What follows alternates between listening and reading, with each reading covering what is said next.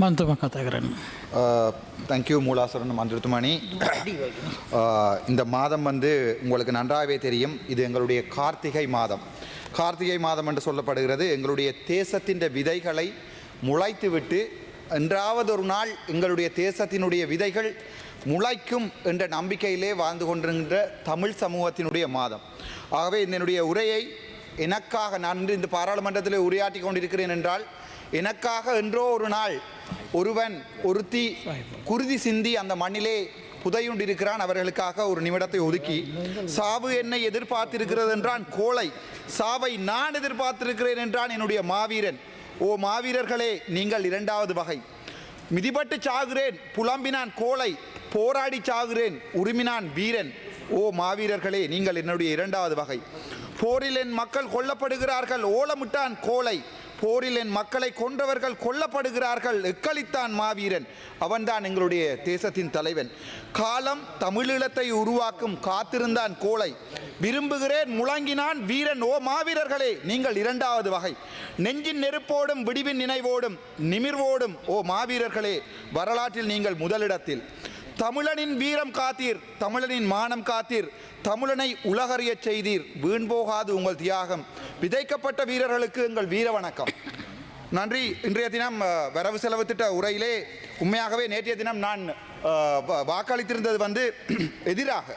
போன வருடம் நான் இவர்களுக்கு சார்பாக வாக்களித்திருந்தேன், உங்களுக்கு தெரியும். ஆனால் இந்த தடவை நான் எதிராக வாக்களித்தேன். அதுக்கு முக்கியமான காரணங்கள் என்னென்றால், நீங்கள் சொன்ன மாபெரும் பொய்கள், இதுவரை காலமுமே நீங்கள் மாபெரும் சொன்ன பொய்கள். முக்கியமான பிரச்சனை, எங்களுடைய அரசியல் கைதிகளை விடுவிப்பீர்கள் என்று சொன்னீர்கள். நீங்களும் ஒரு போராட்ட குழு, எங்கோ எங்களுடைய அரசியல் பிடிஏ எடுப்போம் என்று சொன்னீர்கள். பயங்கரவாத தடை சட்டத்தை எடுப்போம் என்று சொன்னீர்கள். எங்கே எங்களுடைய பயங்கரவாத தடை சட்டம்? இப்போ என்னுடைய கவலை என்னென்றால், மாகாண சபை எலெக்ஷனை வைக்கிறேன் என்று சொல்லியிருக்கிறீர்கள். மாகாண சபைக்கு இப்போது ஒரு மிகப்பெரிய போட்டி இருக்கிறது. ராமநாதன் அர்ச்சுனாக்கு எதிராக, ஒரு தனி மனிதனுக்கு எதிராக மிகப்பெரிய அரசாங்கங்கள், முன்னாள் அரசாங்கங்கள் மாபெரும் போராட்டங்களை ஆரம்பித்திருக்கிறது.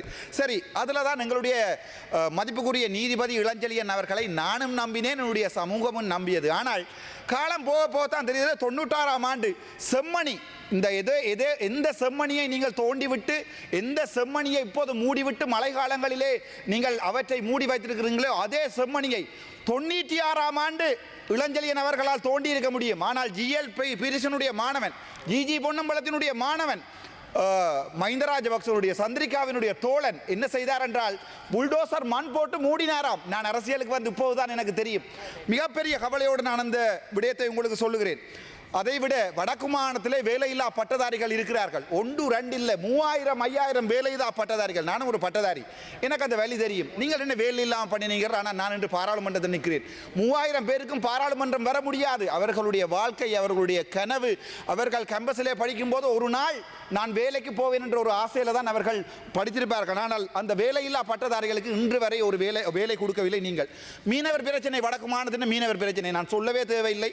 இங்கே இருப்பவர்களுடைய வேலைகள், மீன்பிடி சம்பந்தமாக வடக்கு மாகாணத்திலே நீங்கள் அனுப்பி வைத்திருப்பவர்களுடைய வேலைகள், 10 கிலோ வேண்டுவது, 5 கிலோ வேண்டுவது, 2 கிலோ வேண்டுவது, காருக்கு வை என்பது, எவ்வளவு கேவலமான வேலைகளை செய்கிறார் என்றே நீங்கள் நன்றாக தெரியும். வாரன் பிரச்சனைக்கு என்னது 200 ரூபாய் கூட்டுறீங்களாம் மலையக மக்களுக்கு. இவன் என்ன வடக்கு மாநிலத்தில் இருந்து கொண்டு பணம் கொட்ட திடீரென்று மத்திய மன்னாட்டை பற்றி கதைக்கிறான். நீங்கள் போய் பாருங்கள், பேராசிரியர் அருணாசலம் என்ற போய் நீங்க இருக்கிறீங்க கனபேர் 14 புத்தகம் என்னுடைய மாமனார் எழுதியிருக்கிறார். மலையக இலக்கியம் மட்டும் 14 சாகித்ய ரத்னா விருது 5-6 வருடங்களுக்கு ஒரு நிலையல் பேராசிரியர் பேராதனை கேம்பஸில் எனக்கு கதைக்கிறதுக்கு உரிமை இருக்கு. அதெல்லாம் வேண்டாம். சரி, நான் அதையும் விடுறேன். மாமா எழுதின புத்தகம் தானே. 2006ஆம் ஆண்டு நான் என்னுடைய சொந்த பைக்கில் ட்ரெயினில் நின்று கொண்டு போய் ஹட்டனில் படிப்பிச்சேன். ஹட்டனில் நீங்கள் எங்கே சொல்ல போறீங்க? என்ன ஹைலாண்ட்ஸ் காலேஜா அல்லது பொஸ்கோவா அல்லது நோவுட்டா மஸ்கலியாவா? எல்லாம் என்னுடைய பாதம் பட்ட இடம். பிரச்சனைக்கு வாரன், அங்கே தான் மலையத்திலே என்னுடைய காதலும் இருந்தது, மலையத்திலே என்னுடைய வாழ்க்கையும் இருந்தது. நான் பிரச்சனைக்கு வாரன். 200 ரூபா கொடுக்குறீர்கள், அதில் கொடுக்குற ஒரு ஆள், இதில் மட்டாக்கள் சண்டை பிடிக்கிறீர்கள் 200 ரூபாண்டு. நீங்கள் போட்டிருக்கிறது பிச்சை எடாப்பா. 140 ரூபா 160 ரூபா ஒரு ரூபா பான் 40 ரூபாய் மிச்சக்கு 2 வாழைப்பழம் தாங்க கொண்டால் கடைக்காரன் அடியில் அழியின பிள்ளைங்க தான் தருவான். அந்த ஒரு வாழைப்பழத்தை ஒரு பானையின் 2 வாழைப்பழத்தையும் கொண்டு ஒரு 10 பேர் உள்ள குடும்பம் எப்படி சாப்பிட முடியும்? அதிலே இவர்கள் பிழையாக கொடுத்து விட்டு ரோஹிணி குமாரியினுடைய கதையை மாறாக திரும்பிப்படுத்தி எதிர்க்கட்சி போராடுகிறதாம். எண்டோ ஒரு நாள் நான் மலையகம் வருவேன். நான் இந்த மலையக அரசியல் எல்லாம் செய்ய ஆசை இல்லை. ஆனால் மலையகம் முட்டாள்களை அனுப்பியிருக்கிறது.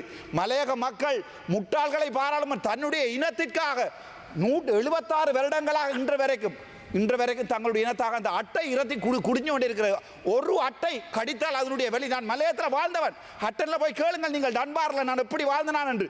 ஆனால் இன்று வரைக்கும் உங்களுடைய ஒருவர் அந்த மக்களுக்காக போராடவில்லை. என்றோ ஒரு நாள் நான் மலையத்திலே நிற்பேன். ஆனால் நிற்கிற நாட்களில் இதில் நிற்கிற எந்த ஒரு அரசியல்வாதியும் அந்த பக்கம் இருக்க மாட்டேங்கிறார். நான் ஒரு இனத்துக்காக போராடியவனை பார்த்து வளர்ந்தவன் நான். சரி, அதையும் விடுவோம். அது பிறகு பார்ப்போம். பலாலியை விஸ்தரிக்க போறேன். நீங்கள் என்னுடைய இனம், என்னுடைய மக்கள் குடிசைகளிலே வாழ்கிறார்கள். பலாலியில எவ்வளவு பொய்யடா சொல்றீங்க? ஒவ்வொரு முறையும் 3000 மில்லியன், 300 மில்லியன், 500 மில்லியன், 1000 மில்லியன். அங்கே ஆமிக்காரன் பெருந்தோட்டம் வச்சுக்கொண்டு அதுக்குள்ள தென்னையை வச்சுக்கொண்டு வளர்த்து கொண்டிருக்கிறான். இங்க முட்டாள்கள் மாதிரி அதை ஏமாற்றுகின்ற ஒரு கொஞ்சம் பேரும் இங்கே இருக்கிறோம். இவர்களோட அடிக்கிற டீல் ஏன் பலாலிக்காணி உங்களால் விடுவிக்க முடியாது? சரி, அதை விடுவோம். தையிட்டி விகார நானே சொன்னான் உடைக்க வேண்டாம், அதுக்கு நஷ்டவிட்ட கொடுங்க. நின்ற வரைக்கும் ஜனாதிபதி அன்றகுமார் நாயக்க ஏதாவது செய்திருக்கிறாராண்டா? இல்லை. பார் பர்மிட் நான் கதைக்கவே விருப்பம் இல்லை. கிளிநொச்சியில் முழு இடங்களுமே பார் பர்மிட் இருக்கிறது. இன்று கூட அந்த பேரை, அதாவது பார் பர்மிட் வேண்டி கொடுத்தவருடைய பேரை சொல்வதற்கு வெட்கப்படுகிறது. நலிந்த ஜேதிச மந்திரித்துவமா அதை வெட்கப்படுகிறார். முடிந்தால் பேரை சொல்லுங்க. அலார் பார் பர்மிட். இலங்கையிலே அதிகுறைந்த வருமானம் உள்ள மாவட்டம் கிளிநொச்சி. ஆனால் இது நடக்கிறது, அங்கே கொண்டே 500 பாரை அடுக்கி இருக்கிறார்கள் ஏனைன் ரோட்டில். உங்களுக்கு ஒரு முதுகெலும்பு இருந்தால் ரணிலுடைய ஆட்சி காலத்தில் அந்த பார் பர்மிட்டை கொடுத்த தயவு செய்து சொல்ல முடியுமாங்களா? உங்களுக்கு அரசியல் நாளைக்கு உங்களோட மீட்டிங், தமிழரசு கட்சி நாளைக்கு உங்களோட மீட்டிங். ஆகவே நீங்கள் அந்த விடயங்களை ஒரு நாளுமே வெளியே சொல்ல மாட்டீங்க. சரி, விஷயத்துக்கு வரும். சுதேச வைத்தியத்துறை 2000 இப்போதுதான் அவர்களுடன் கேட்டு கதைச்சேன். சுதேச வைத்தியத்துறை யுனானி சித்த வைத்தியத்துறை மாணவர்கள் இப்போது ஒரு ஆசிரியராக கூட வேலை செய்ய முடியாமல் அவர்கள் வாழ்ந்து கொண்டிருக்கிறார்கள். 2009 பாஸ் அவுட் பண்ணவர்களுக்கு இன்று வரைக்கும் வேலை இல்லை. 2016 தான் கடைசியாக இன்டர்ன் கொடுத்திருக்கிறீர்கள். உங்களால் ஏலாதண்டா சொல்லுங்கடா. ராமநாத நட்சுனா வடக்கு மாகாண சபையில் நான் செய்து காட்டுறேன் வடக்கு மாகாண சபையை. ஆனால் ஒன்று மட்டும் சொல்லுறேன், சிங்கள இனத்தை நம்பி வாழ்வதற்கு நாங்கள் தயாராகவில்லை. ஏனென்றால் நீங்கள் பிச்சையை போடுவீங்க, அதுக்கப்புறம் அந்த பிச்சையை பாவிக்க மாட்டீங்க, அதுக்கு கொஞ்சம் கரடி குட்டி அனுப்புவீங்க யாழ்ப்பாணத்துக்கு. அந்த கரடிகளுக்கு இப்போ எங்கே இருந்து காசு வருதுன்னு தெரியாது, எங்கே காசு போட்டு தெரியாது. இப்போ பின்னுக்கு கழித்து போட ஒரு பாராளுமன்ற உறுப்பினர் சொன்னார், ஏன் டாக்டர் எதிராக வாக்களித்து நிற்கிறேன். நான் சொன்னேன் போன முறை அனுப்பின காசு 5% கூட பாவிக்கவில்லை என்று. அதுக்கு அவர் சொன்ன பதில் என்னண்டா, அப்போ இந்த வருஷம் பாவிக்கணும். அப்படித்தான் உங்களோட வாக்கின் லைப்ரரிஸ், உங்களுடைய வாக்கின் நடமாடும் நூலகங்கள் என்று நீங்கள் சொல்லுறதுக்கு இந்த வருட வரவு செலவு திட்டத்தில் ஒதுக்கப்பட்டது அடுத்த வருடத்துக்கு பாவிக்க முடியாது என்று கூட உங்களுடைய ஆட்களுக்கு தெரியாது. சரி, அதை விட உங்களுடைய ஒரு சில பாராளுமன்ற உறுப்பினர்கள் மாம்பழ தோட்டம் வைக்க போறார்கள். இந்த செம்மறியலுக்கு இதை தவிர வேற எனக்கு வார்த்தைகள் இல்லை. முட்டாள்களுக்கு மாம்பழ தோட்டம் வைக்க போறேன் என்று சொல்லி போய் டிசிசி மீட்டிங்கில் அனுமதி கேட்கிற இந்த முட்டாள்களுக்கு எப்படி வடக்கு மாநிலத்தை அபிவிருத்தி செய்ய முடியும்? அங்கே ஒரு கல் நடுறது, இங்கே ஒரு ஓட்டு திறப்பது, அதான் அபிவிருத்தியா? இந்த உங்களுடைய ஏமாற்றங்களை நம்பித்தான் நான் இந்த விடயங்களிலே நான் யோசித்துக் கொண்டேன். இல்லை, அரசாங்கத்துக்கு சப்போர்ட் பண்ணுவதில்லை என்று. மிகப்பெரிய கவலை. அதை விட உங்களுக்கு எத்தனை ஊழல் இதுவரைக்கும் வடக்கு மாநிலத்தில் இந்த ராமநாதன் நட்சுனா நேரடியாக பேங்க் அக்கவுண்டுகளோட தெல்லிப்பளை ஆதார வைத்தியசாலை ஊழல், சாவச்சேரி ஆதார வைத்தியசாலை ஊழல் 17 மில்லியன், தெல்லிப்பளை ஆதார வைத்தியசாலை ஊழல் உங்களுக்கு 38 மில்லியன், அதை விட பருத்தித்துறை ஆதார வைத்தியசாலை ஊழல் உங்களுக்கு அப்படி நேர அக்கவுண்ட் நம்பரோட 38 மில்லியன் கொண்டு வந்து போட்டு இந்த வரைக்கும் நீங்கள் என்ன செய்கிறீங்க? நாங்கள் தேடுறோம், நாங்கள் பார்க்குறோம். உங்களுடைய இந்த இதால தான் உங்களுடைய அரசாங்கம் நாசமாக போகிறது. நீங்கள் சொன்னது முழு பொய். நீங்கள் என்ன சொன்னீங்க தமிழில்? நான் உங்களுடைய அதாவது இலங்கை முழுவதுமான அரசியலை தமிழில் கதைக்க விரும்பவில்லை, நான் சிங்களத்தில் சொல்கிறேன். அதை விட இந்த டிசிசி மீட்டிங் நடத்துகிறீர்கள். டிசிசி மீட்டிங் நடத்துபவர்களுக்கு அறிவென்ற சாமானே இல்லை. ஆனால் நடக்கும் லைப்ரரிகள், அதாவது எங்களுடைய 159 பாராளுமன்ற உறுப்பினர்களும் நடக்கும் லைப்ரரி என்று சொல்லுகிறார்கள். ஆனால் அந்த டிசிசி மீட்டிங் நடத்துகின்ற லைப்ரரிக்கு தெரியாது எவ்வாறு ஒரு டிசிசி மீட்டிங்கை நடத்துவது என்பது. சரி, அதையும் விடுவோம். சரி, மன்னார் புத்தளம் பாதை நேர விடயத்துக்கு வருகிறேன். மன்னாரில் வாழ்கின்ற முஸ்லீம் சமூகம், நீங்கள் தான் சொல்கிறீங்களே நாங்கள் இனம் இல்லை மதம் இல்லை பிரச்சனை இல்லை நாங்கள்லாம் உண்டா வாழ்கிறோம். மன்னாரில் வாழ்கிற ஒரு முஸ்லீம் சகோதரர் தன்னுடைய புத்தளத்தில் இருக்கிற நண்பருடைய வீட்டுக்கு வர வேண்டுமா இருந்தால் அனுராதபுரம் வந்து கிட்டத்தட்ட 1.5 மணித்தியாலும் 2 மணித்தியாலும் ட்ராவல் பண்ணி தான் வரணும். எவ்வளவு ஆக்சிடென்ட், எவ்வளவு ரோட்டுகள், எவ்வளவு பெட்ரோல் வீண் விரயம். அதுக்கு நீங்கள் சொல்கிறது உங்களுக்கு அரசியல். ரிசாத் பதியுதீன் போடப்பட்ட பாதை திறந்தால் மன்னார் மக்களுடைய வாக்குகள் முழுக்க ரிசாத் பதியுதீனுக்கு போயிடும் என்று அதையும் நம்பி ஒரு சில முஸ்லிம் மக்கள் உங்களை மாதிரியான அரசாங்கத்துக்கு ஓட் போடுகிறார்கள் என்றால் தன்னுடைய இனத்தினுடைய 2 சமூகங்களை இணைக்கின்ற ஒரு காட்டு பாதையை கூட இந்த அரசாங்கத்தால் திறந்து விட முடியாது. நான் போனேன் யூரோப்புக்கு, பின்னாலே இருக்கிறாருங்க ஒரு முஸ்லிம் பாராளுமன்ற உறுப்பினர், யூரோப்புக்கு போனேன் நான். அந்த யூரோப்பிலே ஒவ்வொரு ரயில்வே ட்ராக்குக்கும் ஃபென்ஸ் அடித்திருக்கிறார்கள். அதாவது வந்து ஃபென்ஸ் என்று சொன்னால் எல்லை போட்டி இருக்கிறார்கள். அங்கே ஒரு வனவிலங்குகளும் வந்து அந்த இடத்துல ஒன்றும் செய்யாது. நீங்கள் இதுவரை செய்யாத அநியாயமாக இந்த நாட்டுக்கு அந்த பாதை போடப்பட்டதால் வந்து சூழலியல் நாட்டம் மன்னாரில் கொண்டே 46-50 என்ன காற்றாலைகள் வைத்திருக்கிறீர்கள். அதால் வராத பாதிப்பாக இந்த பாதையால் வரப்படுகிறது. ஆகவே விடயத்துக்கு வருவோம். இந்த இண்டிஜினஸ் மெடிசின் அவர்களுக்கு நான் சொல்ல வேண்டியது, அதாவது சுதேச வைத்தியர்களுக்கு சொல்ல வேண்டியது, என்றாவது ஒரு நாள் என் பேரில் ஒரு வடக்கு மாநில வருமாக இருந்தால் அன்று நான் கட்டுகிறேன் என்னுடைய வடக்கு மாநிலத்தில் பாதைகளை, என்னுடைய சகோதரங்கள் எங்களுடைய வெளிநாட்டில் இருக்கிற எங்களுடைய நண்பர்களை கொண்டு எங்களுடைய புலம்பெயர் மக்களை கொண்டு நாங்கள் வடக்கு மாநிலத்தை அபிவிருத்தி செய்கிறோம். ஆனால் மறுபடியும் அதே வரலாற்று பிழையை இந்த தமிழ் சமூகம் விடுமாக இருந்தால் ராமநாதன் அர்ச்சுனாவினுடைய அரசியல் அன்றுதான் கடைசியாக இருக்கும். அதன் பிறகு எந்த அரசியலை நான் நினைக்க மாட்டேன். நான் என்னுடைய மாகாண சபைக்கான உங்களுக்கு உறுதிமொழி ஹரி අභියන් පොඩ්ඩක් සිංහලෙන් කතා කරන්න. අතර මට ඊයේ ඇහුවා මේ මන්දිරතුමා මේ ඔයා අයි අපිට ඡන්ද දාලා නැත්තේ, ඔයාට අපිට ඡන්ද දාන්න තිබ්බනේ මේ අපේ පක්ෂයට ඡන්ද දාන්න තිබ්බා කියලා. අපි ඊයේ ගියා මේ ඡන්ද ඉවර වෙලා දැන් ඕගොල්ලෝ දින්නට පස්සේ අපි පරදුනාට පස්සේ අපිට දුකයිනේ. ඉන්න කොට කියන්නම්. හරිද? අපිට දුකයි. අයි අපි පරදුනානේ. ඒ නිසා අඩියක් ගන්නට ගියා. මම ඒක ලයිවුත් දැම්මා. අපි අඩියක් ගහලා ලයිවුත් දැම්මා. වෙඩේ තියෙන්නේ දැන් ඕගොල්ලෝ පාලක්කයෝ හරිද? දැන් ඉන්නේ 159ට අඩියක් ගහනවා කියලාවත් ඇත්ත කියන්න බැරි පිරිසක් ඉන්නේ. අතෝසල කියන්නේ ඇත්තටම කීයක් අඩියක් ගහනවද නැත්ද කියලා. මට ඒ බෑක්බෝන් එක තියෙනවා සමාජයට කියන්න මම බොනවා නම් බොනවා කියලා කියන්න. මම බොරු කියන්නේ නැහැ. මම බොරු කියන්නේ නැහැ. තව එකක් කියන්නම්. එතනට ඒ ඒරියා එක හිටියේ මම විතරයි දෙමළ පුද්ගලයා. ඉතුරු ටික ඔක්කොම සිංහල පුද්ගලයෝ. හරිද? සිංහල එම්බිලා. මට පුළුවන් පින්දූරයක් අරගෙන මම මේතුමාලාත් එක්ක අඩියක් ගන්නවා කියලා මගේ සමාජයට කියන්න. හේතුව මම කවදාවත් දෙමළින් කියන්නේ නැහැ සිංහල මිනිස්සු ඔක්කොම අරන්න ඕනේ, සිංහල මිනිස්සු නැති කරන්න ඕනේ එහෙම කියන්නේ නැහැ. හැබැයි අනිත් පාලකයෝ කරන්නේ මොකද්ද? අවිල අඩියක් ගහනවා එළියට පින්දූර එන්නේ නැතුව හදා ගන්නවා. හැබැයි මම එහෙම කරන්නේ නැහැ. හැබැයි මටත් ඕගොල්ලෝට සපෝට් එකක් දෙන්න පුළුවන්. හැබැයි ඕගොල්ලෝ හොරටනේ අඩියක් ගන්නනේ. මාදිවල අවිල්ල බලන්න. මාදිවල අවිල්ල බලන්න. ඕගොල්ලෝ කොච්චර හොරට අඩියක් ගන්නවද කියලා, කොච්චර සිගරට් බොනවද කියලා. හැබැයි ඔක්කොම කියන්නේ ඒක තමයි. දැන් ඕගොල්ලෝගේ ආණ්ඩුව ඇත්තට කඩන් වෙන්නේ බොරු කියන එක. මට ලිස්ට් එකක් තියෙනවා. මට මතකයි දැන් ආපහු හැම එම්පිලා වගේ මට මේක කියන්න ඕනේ නැහැ. හැබැයි නිකන් කියන්න. මගේ අල්ලපු ගෙදර තමයි අර්ජුන මහේන්ද්‍රන් ඉන්නේ. අල්ලගන්න.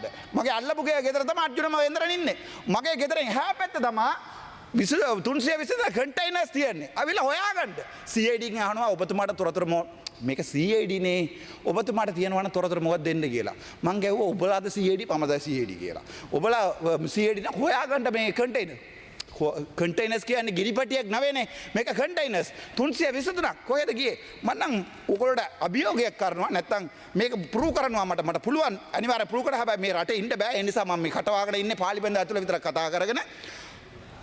මේකේ කවදාහරි ඕගොල්ලෝගේ ආණ්ඩුව වැටෙන දවසල ඕගොල්ලෝ අනිවාර්යෙන් අවියාවිය ගන්නවා අතට. ඒක අපි ෂුවර් මට ෂුවර්. කවදාවත් මේකේ ඉස්සරහට ඕගොල්ලෝ වැටෙන දවසල අවියාවියක් ගන්නවා 88 89 වගේ. මේක නැත්තම් කියන්න දැන් කෝ ඒ අවියාවිය කියලා, කෝ අවර කන්ටේනර්ස් කියලා. ඒවා කියන්න බෑ. ඒවා ඔයාලට කියන්න බැරි වෙලා තියෙන්නේ. ඕගොල්ලෝම දැන් නිකන් කියන්නකෝ මම දැන් පාරේ යනවා ජලෝ ලයින් එකේ වාහනය නවත්තනවා. ඊට පස්සේ නිලධාරියා ඇවිල්ලා අහනවා අයි මෙතන නවතුනේ මගේ වාහනේ කැඩුනොත් මෙතන නවත්තනවා මගේ ඔළුවට නවත්තන්නද කියලා. ඒ වීඩියෝ එකට මාව අරස් කරලා දැම්මා මේ හුසාවේ. හැබැයි ඔය 323 කන්ටේනර් රිලීස් කරපු පුද්ගලයාට ඕගොල්ලෝ කරේ අර ලොකු තාත්තා පොඩි තාත්තාට දෙනවා වගේ මේ අමාත්‍යාංශය මාර් කරලා දුන්නා. මම මේක රිලීස් කරලා තිබ්බනම් මොකද වෙන්නේ? මේ වෙලාවට මාව මරලත් ඉවරයි ඕගොල්ලෝ. ඒ නිසා පොඩක් 70,000 මම දන්නේ හර්ධ සාක්ෂියක් ඔයගොල්ලෝට තියෙනවද කියලා මම විශ්වාස කරන්නේ නැහැ. තිප්පුත් අත දාලා බලන්න. හරිද? හරි. දැන් සමහර කිව්වානේ උගණ්ඩාවේ සල්ලි ගෙන්න ඕනේ නැත කියලා. මං හිතට තාම බාත්රූම් එකේ කියනවා ඇති. උගණ්ඩාව සල්ලි ගෙන්න ඕනේ නැත කියලා. කො උගණ්ඩාව සල්ලි? ඔගොල්ලෝ දැන් ලක්ෂ දැන් මං ආයෙ කියන්න ඕනේ ලක්ෂ 20 මේ විට්ස් එක කොහෙද කියලා ටයර්වත් ගන්න බෑ. ඒ තරමට ඔයගොල්ලෝ ආර්ථිකේ හදනවා නේද ඔයගොල්ලෝ? හදාගන්න. හැබැයි මම එක කියන්නම්. ඊට වඩා ටිකක් තියනවා කියන්න.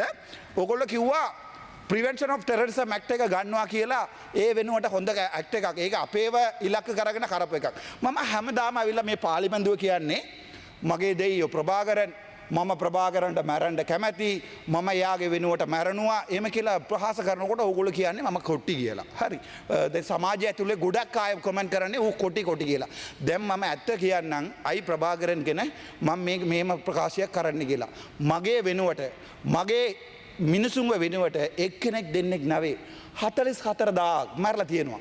මරලා තියෙනවා. ඒ මිනිස්සු මරනකොට ඒ මිනිස්සු හිතනවාද අර්ජුන රාමනාഥන් පාර්ලිමේන්තුව ඇවිල්ලා ඒගොල්ලෝ පාවල දෙනවා කියලා. ඒ මිනිස්සු විශ්වාසය ඇති මරුණා.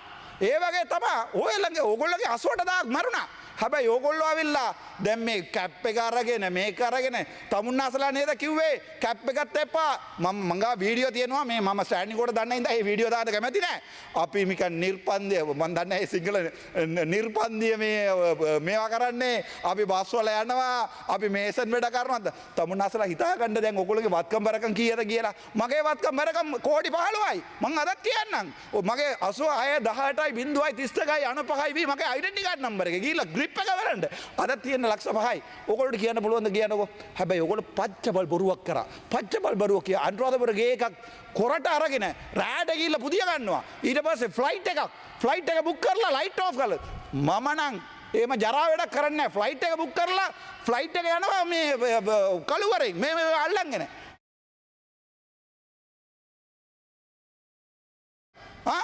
තව කෙනෙක් මෙතන කියනවා අර මේ වතුකර ජනතාවට කාලයත් ඇස්සේ කක්කුසියකයි බකට්ටකුයි බලාගෙන හිටපු මිනිස්සු කියලා අර මම දන්න සිංහල එච්චරයි අර මිනිස්සුන්ට කියනවා අනේ කොච්චර හිතලා බලන්නකෝ මේ මිනිස්සු නැත්තම් අපේ රට ශ්‍රී ලංකා ටී කියලා එකක් නැහැ මතක තියාගන්න සිලෝන් ටී කියලා එක බඩුවක් නැහැ ඊට පස්සේ විකුණන්න ඕනේ ඕගොල්ලෝ දොම් පචයක් පචය තමයි කියලා පිටරට වල විකුණන්න ඕනේ මේ මිනිස්සුන්ට කියනවා මෙතන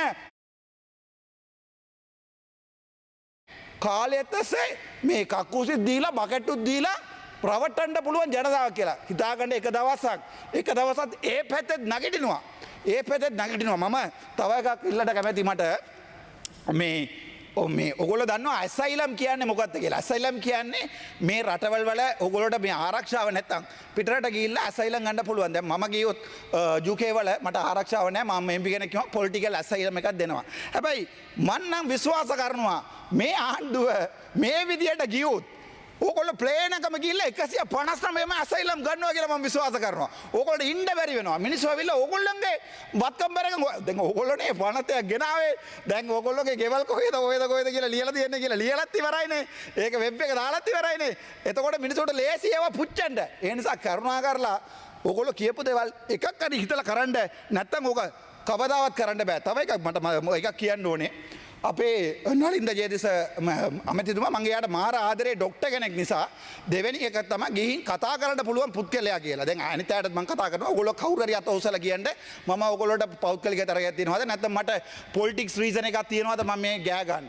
හැබැයි අමතිතුමාට මං එකක් කියන්නම්. රනිල්ගේ ආණ්ඩුව 2024 ඕගස්ට් වල මාව අරන් හිරේ දැම්මා. මාව හිරේ දැම්මේ දවස් 19ක් මං හිරේ ගියා.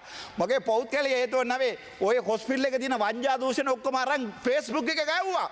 ඒ නිසා මාව අරන් හිරේ දැම්මා. මන්න අර හොස්පිටල් එකේ අම්මා කෙනෙක් කිරි දීලා ඊට පස්සේ ડોක්ටර් කෙනෙක් බලන්න නැතුව බිම වැටිලා මරුණා. ඒක බලන්න ගියා රාය. ඊට පස්සේ මන්න අර හොස්පිටල් එකේ මාව අරන් දැම්මා. රාජකාරිය බාධා කිරීම කියලා. මමත් ડોක්ටර් කෙනෙක් මමත් හොස්පිටල් ඩිරෙක්ටර් කෙනෙක් මාව අරන් දැම්මා. මන්න අරම වවුනියා ජයිල් එකේ දවස් 5යි. ඊට පස්සේ මාව ඉන්ඩඩි කරලා දැම්මා. මම මාසයක් විතර ගියේ නෑ. ඉන්ඩඩි කරලා හිරේ දැම්මා. ඕගොල්ලෝ දන්නවා දැන් අපේ ඩිපියුටි මිනිස්ටර් දිනුවා එක්කෙනෙක් වැඩට එන්නේ නැත්නම් අනිද්දා උදේ VOP එක ගහන්න ඕනේ. අද වෙනකල් ඕගොල්ලෝ මට VOP ගාලා නැහැ. හේතුව මගේ නඩුවක් යනවා දැන් කෝට් ඔෆ් අපීල් එකේ මගේ නඩුවක් යනවා. ඕගොල්ලෝගේ දැන් ලොකු ප්‍රශ්න මමනේ. ඒ නිසා ඕගොල්ලෝ කවදාවත් ඒ විදියට හරි විදියට ක්‍රියාත්මක කරන්නේ නැහැ. එදාට ඕගොල්ලෝගේ අමාත්‍යාංශයේ සෞඛ්‍ය අමාත්‍යාංශයේ මට VOP ගැව්වා නම් අද මට පතා පාර්ලිමේන්තුවේ දිගට එන්න පුළුවන්. දැන් පුළුවන් ඕගොල්ලෝට මට VOP ගහන්න. හැබැයි ඕගොල්ලෝ මේ නඩුව පාවිච්චි කරනවා. නඩුව පාවිච්චි කරලා මාව එළියට දානවා. එතකොට මේ පැත්තට ගෑ ගන්න කවුරුත් නැහැ. ඕගොල්ලෝට ඕන එකක් කරගන්න පුළුවන්. මට මාර දුකයි. හැබැයි මට ඊයේ කෝල් එකක් ආවා. මනෝජ් කාර්යවස.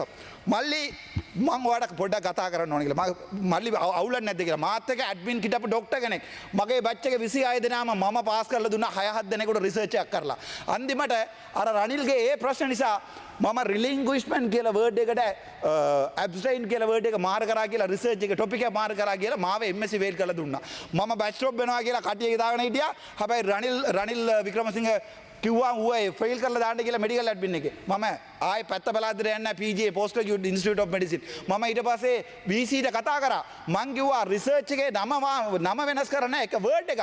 රිලින්ගුයිස්මන්ට් කියලා වර්ඩ් එකක් මාර කරපු මගේ රිසර්ච් එක ෆේල් කරලා දිනවා. හැබැයි මම විතරයි මේ බැච් එක ෆේල්. මගේ හැමෝම පාස්. ඊයේ මට කෝලයක් ආවා. මල්ලි ඔයා ඒ කාලේ හැමෝම පාස් වෙන්න ඕන කියලා කොච්චර වැඩ කරාද?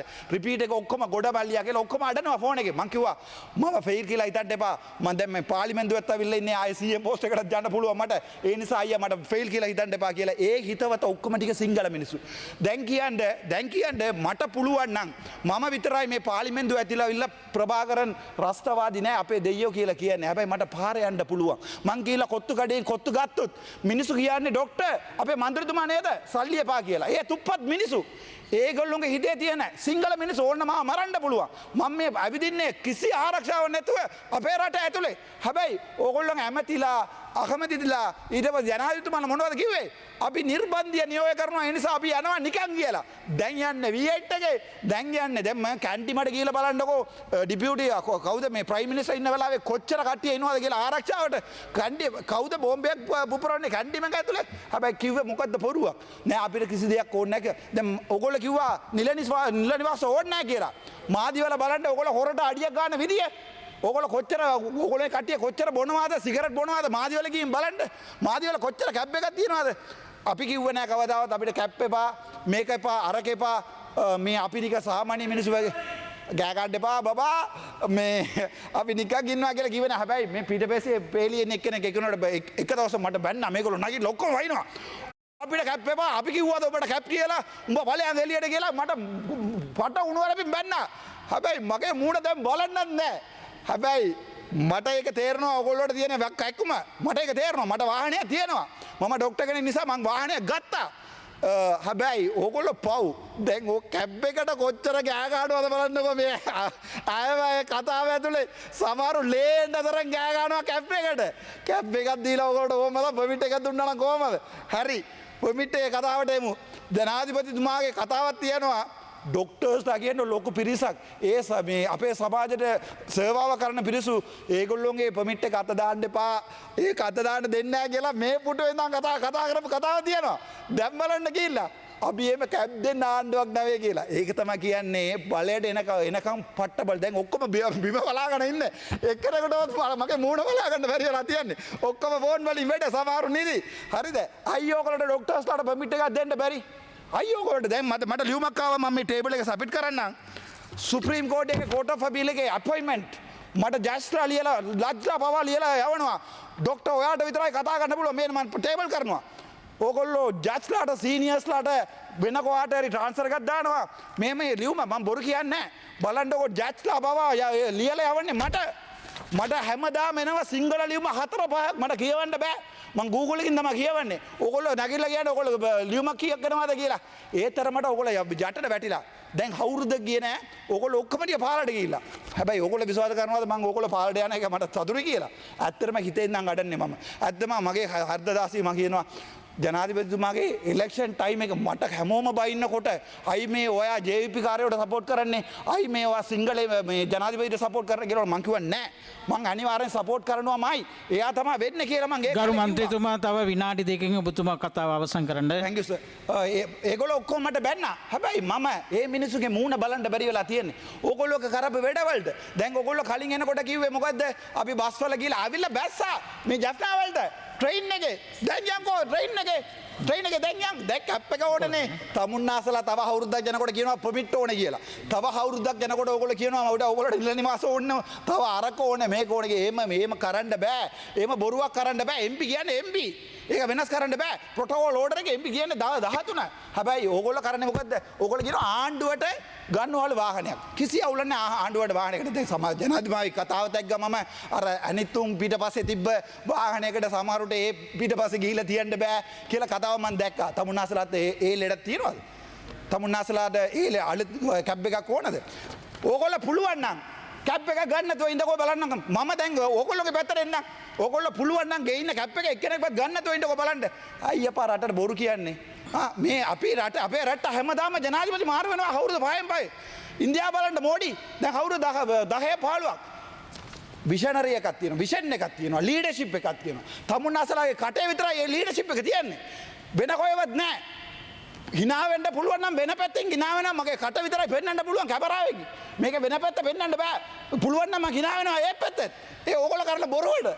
කරුණාකරලා මම ඔයගොල්ලෝට මේ අත් දෙකම බැඳලා ඉල්ලන්නේ කරුණාකරලා නවත්තන්න. එක එක මීඩියා වලට ගොන් වෙන ගිහිලා ගොන් වෙන්නේ නැතුව එක එක මීඩියා වලට පිසු කතා කියලා ගොන් වෙන්නේ නැතුව ගොන් ගාතල් දෙන්න නැතුව මිනිසුන්ට අපේ මිනිසුන්ට ගොන් ගාතල් දෙන්නේ ඕගොල්ලෝ ජෙප්පෝ කියලා බයිනෝ හැමතැනටම. ඕගොල්ලෝ නරක කරනවා අපරාධ අර ජනාධිපතිතුමා අමාරුවෙන් හදපු මේ 159 බලය දැන් ඕගොල්ලෝ නිකන් කනවා සමහරු මන්දිරතුමිලා ගිහිලා වගේ කතා කරනවා. ගරු මන්ත්‍රීතුමා අවසන් කරන කාලය අවසන්.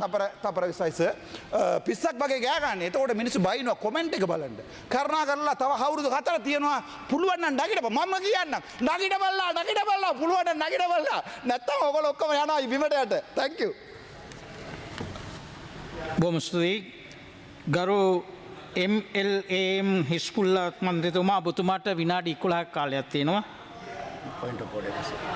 ගරු ධර්මප්‍රිය මන්ත්‍රීතුමා ධර්මප්‍රිය මන්ත්‍රීතුමා ගරු සභා මූලාසනයේ මන්ත්‍රීතුමනි මිට ටික වෙලාවකට පෙර සුජීවසේන සිංහ මන්ත්‍රීතුමා කතානායකතුමාගේ ලේකම්වරයෙකු විසින් පිළිගැනීමේ නිලධාරණයකට පරිභව කළා කියලා ප්‍රකාශයක් කරා.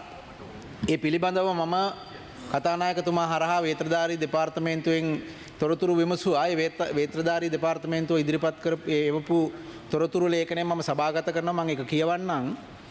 2025 11 15 වන දින ගරු සුජීව සේනසේන මන්ත්‍රීතුමා විසින් පාර්ලිමේන්තුවේදී ගරු කතානායකතුමාගේ ලේකම් විසින් පාර්ලිමේන්තුවේ පිළිගැනීමේ නිලධාරීනියන්ට දෝෂාරෝපණය කළායයි යන ප්‍රකාශය සම්බන්ධවයි.